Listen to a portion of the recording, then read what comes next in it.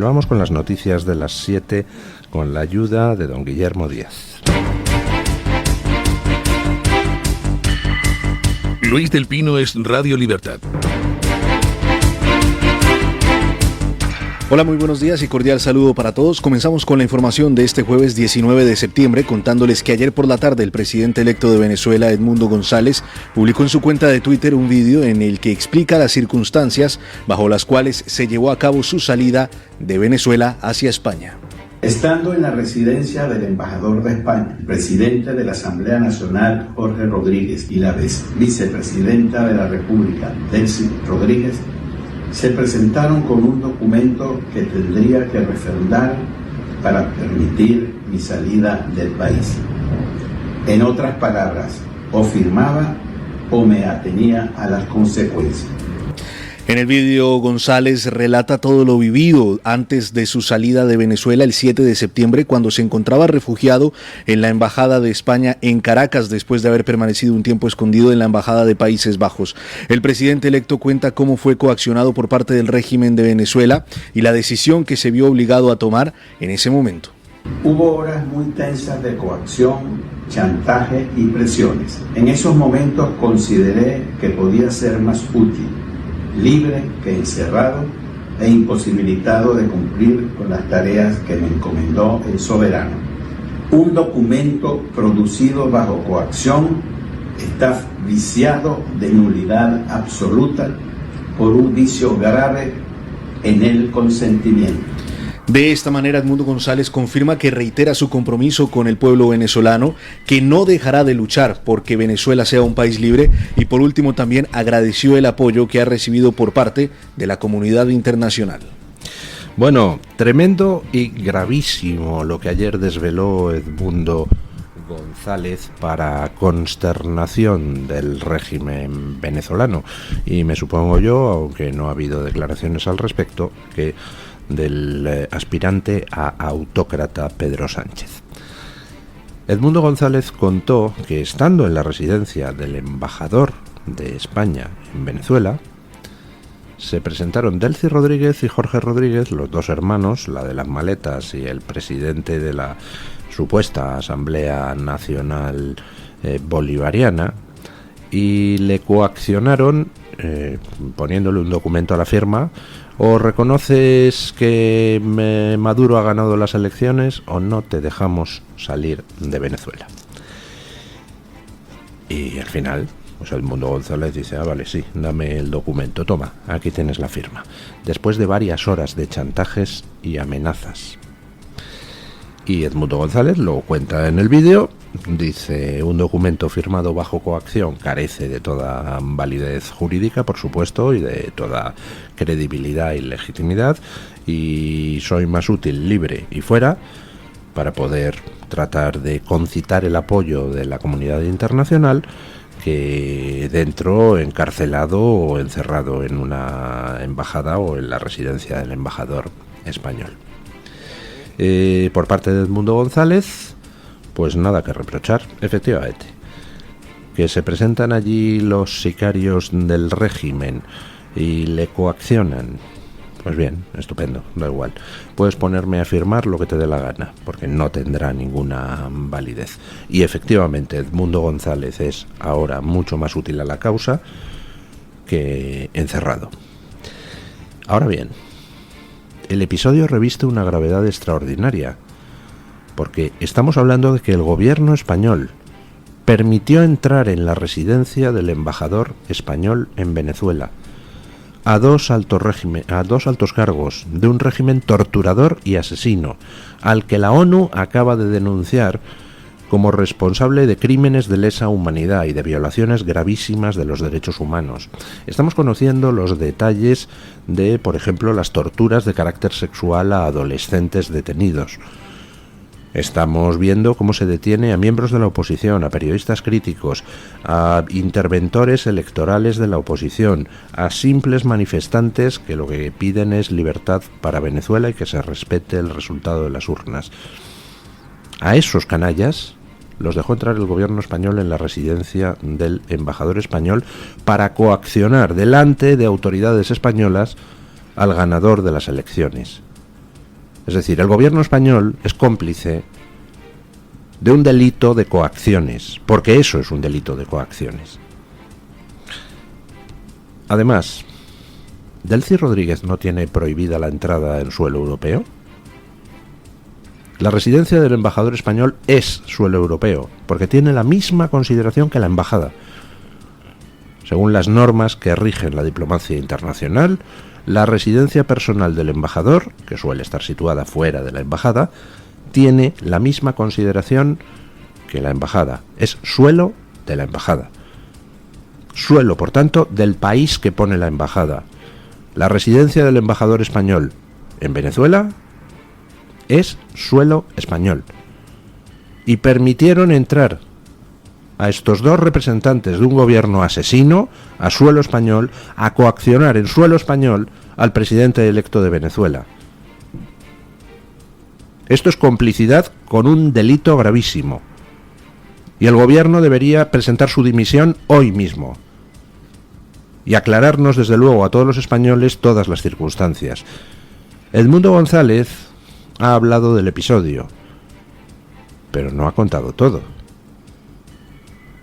No ha detallado todas las coacciones a las que fue sometido durante esas más de 2 horas que estuvieron en suelo español los hermanos Rodríguez coaccionando a Edmundo González. No ha contado con qué le amenazaron. No ha contado cómo intentaron doblarle la mano para al final llevarle a la conclusión de que era mucho mejor salir de allí y seguir siendo útil para la causa que quedarse allí. No ha hablado Edmundo González de qué participación tuvieron en las conversaciones, si es que tuvieron alguna, los miembros de la embajada española. ¿El embajador español participó en las conversaciones de la coacción? ¿Qué dijo? ¿O se limitó a asistir como un pasmarote a la conversación?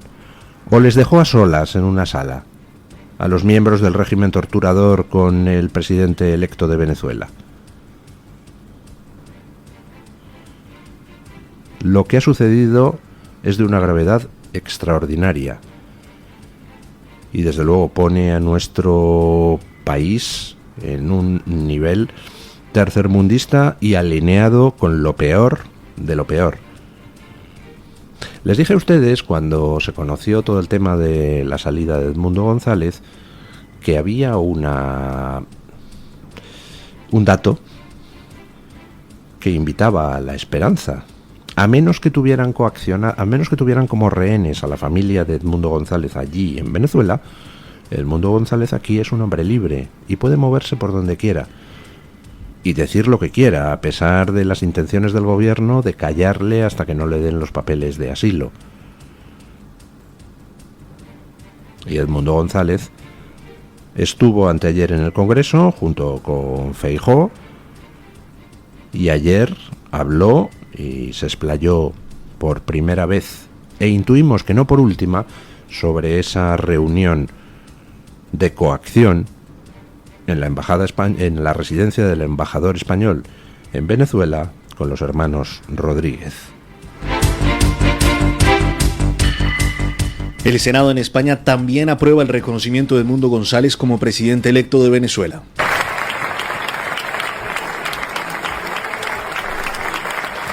La votación en la Cámara Alta se cerró con un fuerte aplauso por parte de las personas presentes tras conocerse el resultado en favor del reconocimiento de Edmundo González como presidente electo y legítimo de Venezuela.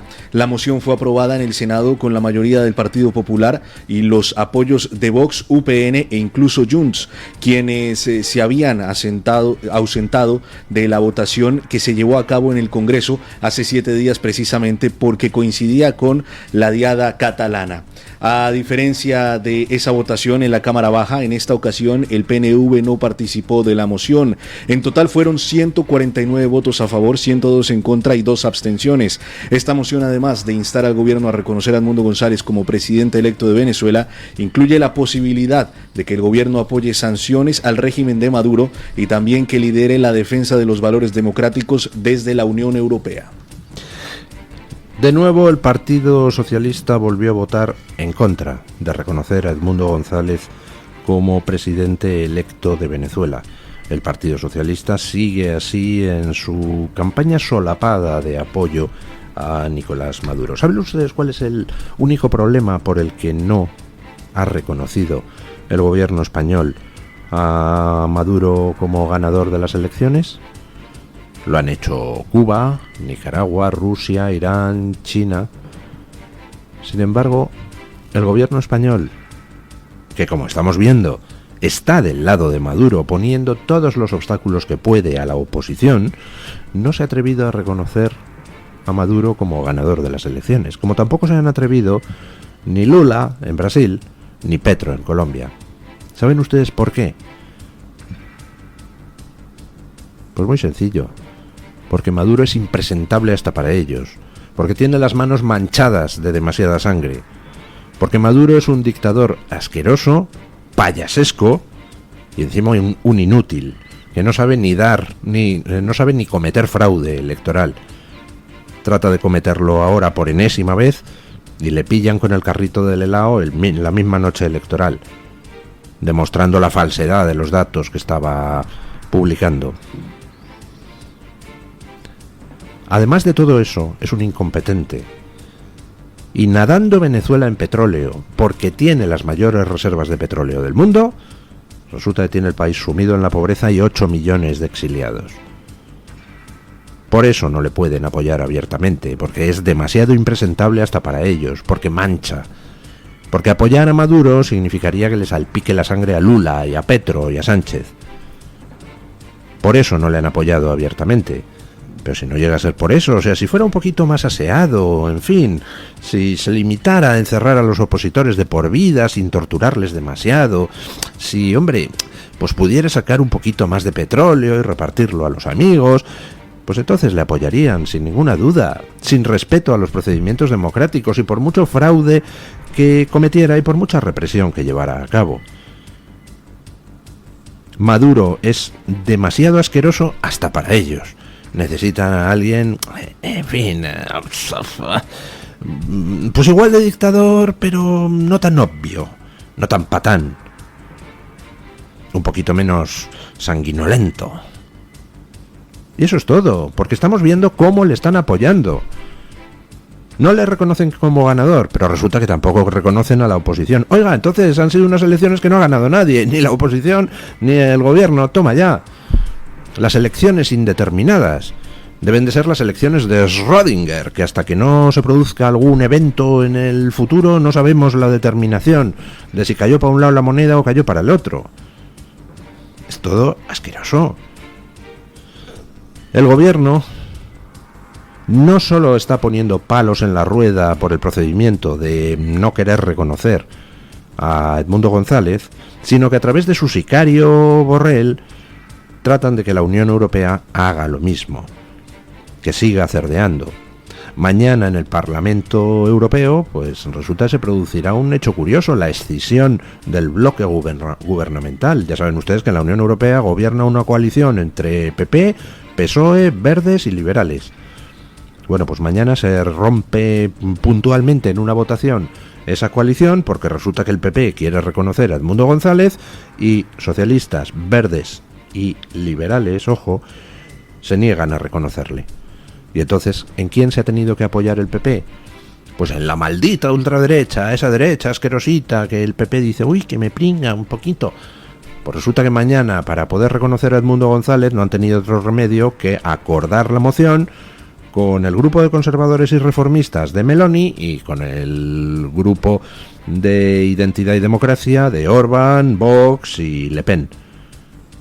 Porque al final, a la hora de defender las causas correctas, resulta que hay algunos que están siempre en la causa correcta y hay otros que sistemáticamente están en contra. En fin, dicen que Pedro Sánchez seguirá cosechando el voto de los socialistas, pase lo que pase. Pues a lo mejor no, escuchen. En otros asuntos, Javier Lambán rompe la disciplina del PSOE y vota junto al PP contra el cupo catalán. El Partido Popular, gracias a su mayoría absoluta en el Senado, ha logrado aprobar una iniciativa contraria al concierto catalán impulsado por Pedro Sánchez. Aunque la moción no tiene efectos legislativos inmediatos, ha dejado en evidencia las tensiones internas en el Partido Socialista respecto a Cataluña. Durante la votación, el senador socialista Javier Lambán, un firme crítico de esta medida, decidió ausentarse del Pleno. De esta forma, evitó respaldar la posición oficial de su grupo, quebrantando nuevamente la disciplina de voto. Esta no es la primera vez que Lambán desafía a su partido. En la votación sobre la ley de amnistía en la Cámara Alta también se ausentó, lo que le valió una sanción interna. La moción del Partido Popular, apoyada por 144 escaños, contó con el respaldo de Vox y de UPN, mientras que el Partido Socialista y sus aliados parlamentarios, Esquerra, Junts y PNV, votaron en contra. Yo pregunto, los socialistas que, viendo que Lambán se desmarca, porque es su obligación moral, como español, y ojo, también como socialista, su obligación moral es desmarcarse tanto del tema de la ley de amnistía como de lo del cupo catalán.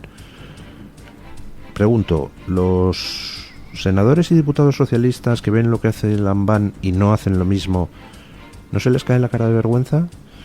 ¿No tienen nadie en su familia que le diga, pero cómo puedes ser tan arrastrado, tío? ¿Cómo puedes apoyar a Sánchez en el tema de la ley de amnistía, que es exactamente lo opuesto de lo que prometisteis en campaña electoral? ¿No tienes un poco de autoestima? ¿No tienes un poco de vergüenza torera? ¿No te das un poco de asquito a ti mismo? E igual con lo del cupo catalán. ¿No te da vergüenza, siendo socialista, promover la desigualdad entre territorios? ¿No te da vergüenza que una región que se supone rica tenga más derecho a sus propios impuestos que las regiones menos ricas? ¿No te parece que eso chirría con lo que debería ser la ideología socialista, que en teoría al menos debería ser pro igualdad? Lambán, pues a estas alturas de la vida tiene poco que perder. Lambán está enfermo y, por cierto, desde aquí le envío un abrazo y mis deseos de ánimo, y ha debido de decir, a estas alturas no voy a estar yo aquí aguantando chorradas. Pero tiene muchas narices que el resto de socialistas miren a Lambán y no se les caiga la cara de vergüenza. De verdad, chicos. Sánchez pasará, pero vosotros os quedaréis con vuestra ignominia toda la vida. Mira, ahí está uno de los socialistas que apoyó a Sánchez en la destrucción de España. Bueno, cada cual elige su cruz en esta vida, ¿no? Igual que cada cual elige su cara. Por ejemplo, Koldo, escuchen. Mucha atención a esta noticia porque el grupo ASBI contrató a Koldo García en 2023 como asesor y consultor para abrir nuevos negocios en Latinoamérica. Esta constructora es una de las grandes contratistas del Ministerio de Transportes que dirigió José Luis Ábalos entre el 2018 y el 2021. Según informa El Español, ASBI pagó al ex asesor de Ábalos unos 6.000 euros al mes hasta su detención en febrero de 2024, según el contrato firmado por el presidente del grupo empresarial, Manuel Contreras Caro. También se ha conocido que el mismo presidente de la compañía habría mantenido relaciones comerciales con el comisionista Víctor de Aldama, según los archivos aportados por la UCO. Koldo García tiene además un plus por cada obra lograda a nivel internacional, siendo esta comisión de un 0,75% del importe del contrato gestionado hasta un máximo de 350.000 euros. Por último, El Español también confirma que durante los 3 años que Ábalos fue ministro de Transportes, ASBI logró en solitario adjudicaciones por valor de 165 millones de euros. Lo he comentado muchas veces en los micrófonos.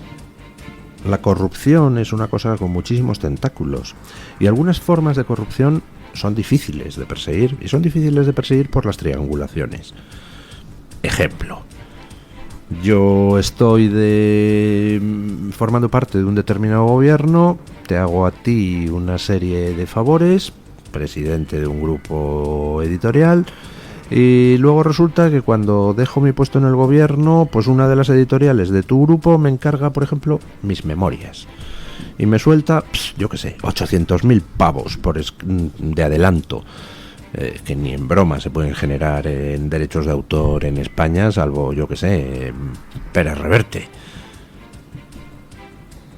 ¿Cómo persigues eso? Es decir, ¿cómo persigues cuando los pagos son en diferido y por vías indirectas? Yo te doy a ti no sé qué concesión, tú a cambio en el futuro me pagas unos adelantos de derecho de autor completamente demenciales por unas memorias mías que nadie va a leer. Demostrar ahí la corrupción es dificilísimo, y sin embargo todos lo vemos y decimos, jolín, esto es una corrupción como la copa de un pino. Bueno, pues con esto 3/4 de lo mismo.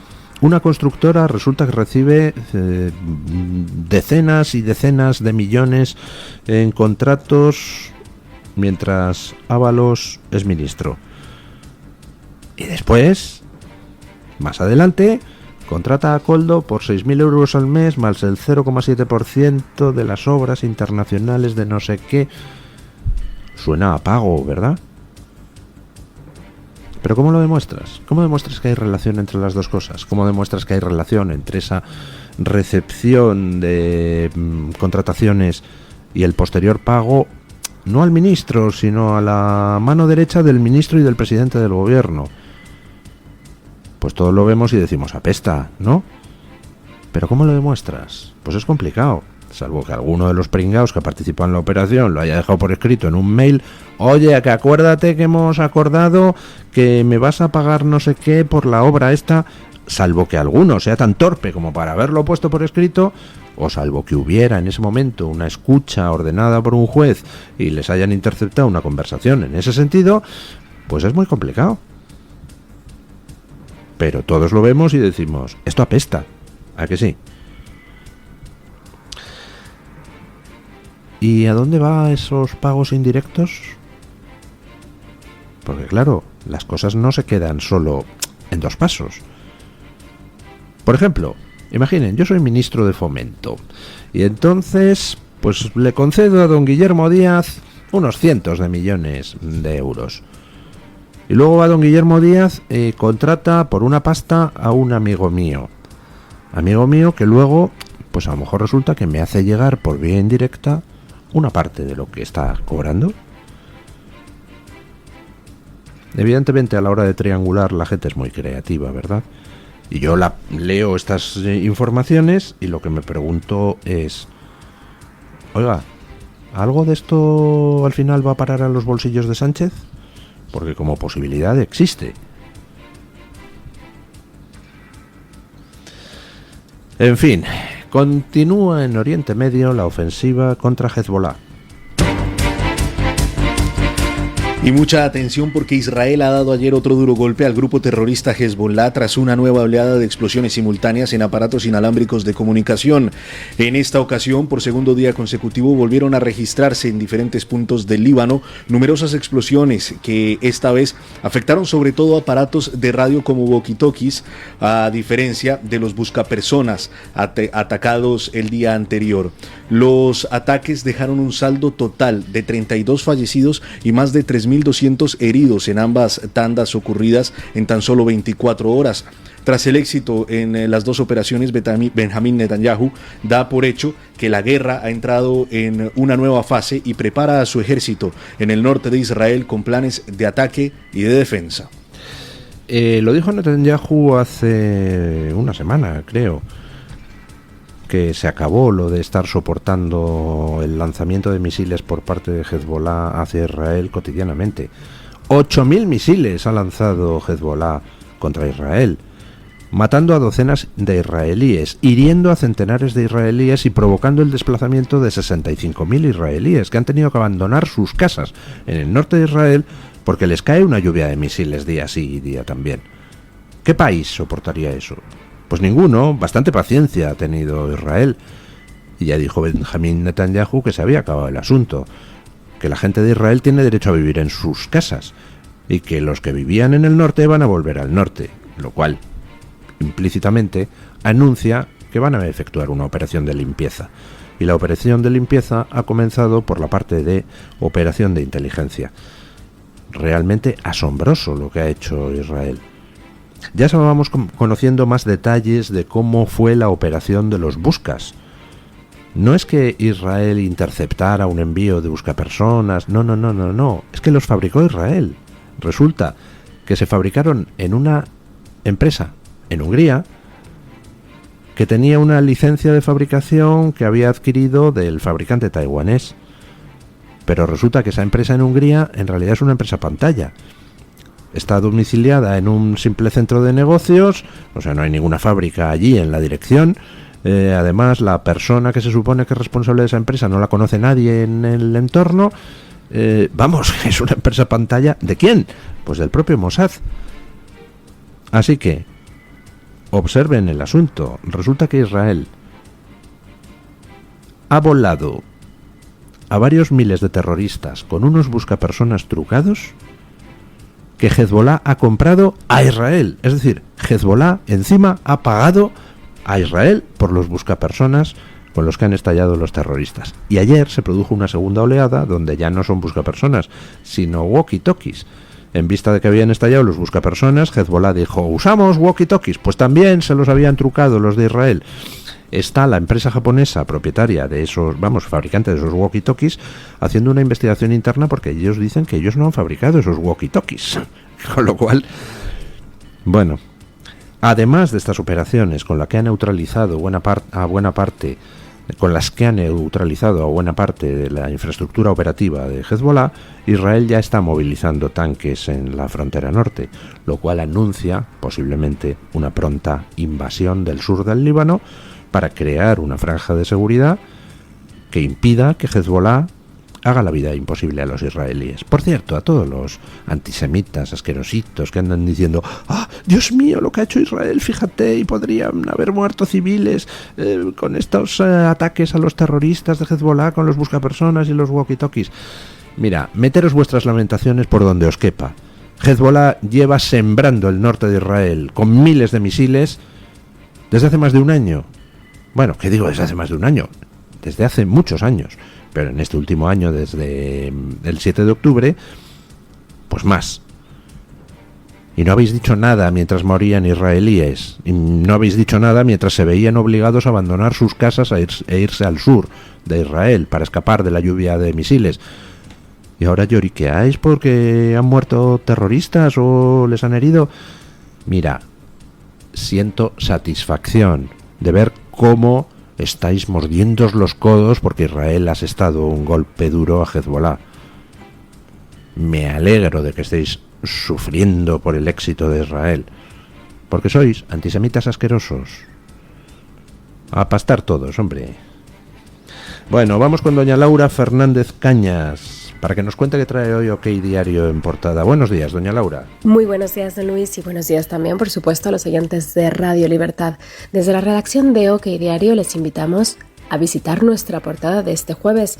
Ahí les estamos contando que la Fiscalía ha tumbado el relato victimista de Pablo Iglesias e Irene Montero, asegurando que no hubo acoso en su casoplón de Galapagar. Y ojo a la siguiente noticia: el fiscal que ha ejercido como abogado defensor de Begoña Gómez ahora le pide un ascenso a García Ortiz, el fiscal general del Estado. Y por último, Baleares aplica la ley del catalán de Armengol y deja sin plaza a 80 enfermeros con la oposición aprobada.